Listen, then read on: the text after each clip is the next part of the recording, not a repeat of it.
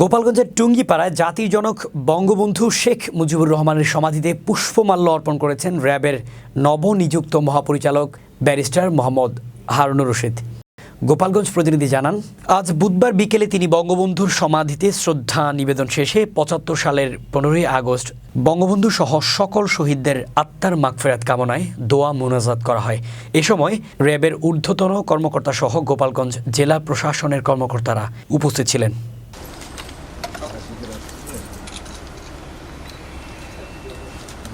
اهدنا الصراط المستقيم اللهم انت السلام ومنك السلام والينا تدارك دار السلام تبارك ربنا وترحمهما كما ربياني درود পাঠ করলাম, আল্লাহ আপনি কবুল করে নিন।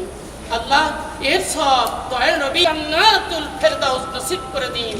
বেহেশতের অতি সম্মানিত স্থানে শ্রেণীবাদ শেখ ফজল মনি বেগম আরজু মনি কর্নেল জামিলউদ্দিন আহমেদ করে দিন। রব্বুল আলামিন সম্মানিত মহাপরিচালক স্যারকে নিয়ে হাত তুলেছি।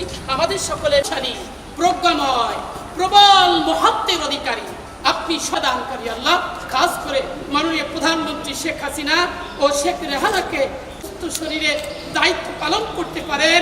মাননীয় প্রধানমন্ত্রীর নেতৃত্বে সদ্য দায়িত্বপ্রাপ্ত মহাপরিচালক র্যাব ফোর্সের আলহামদুলিল্লাহি রাব্বিল আলামিন।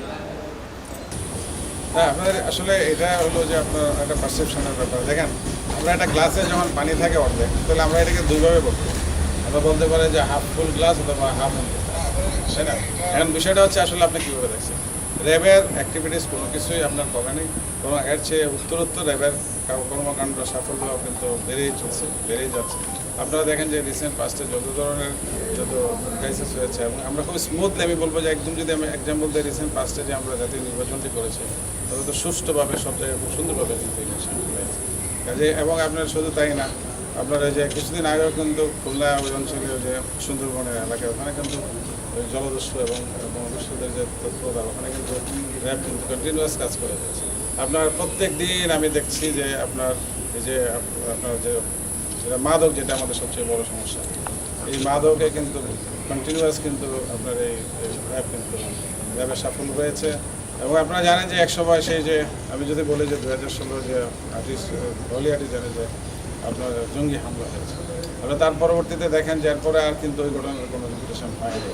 বিকজ কারণ হলো যে আমরা প্রোঅ্যাক্টিভ যে কাজগুলো র্যাব করেছে, বিভিন্ন জায়গায় ইফেক্টিভ যে অভিযানগুলো করেছে, যেগুলো আমরা বলি ইন্টেলিজেন্স লিড অপারেশন যেগুলো হয়েছে, যার কারণেই কিন্তু আমরা এই পরিস্থিতির কিন্তু মোকাবেলা আমাদের হইতে হয়নি।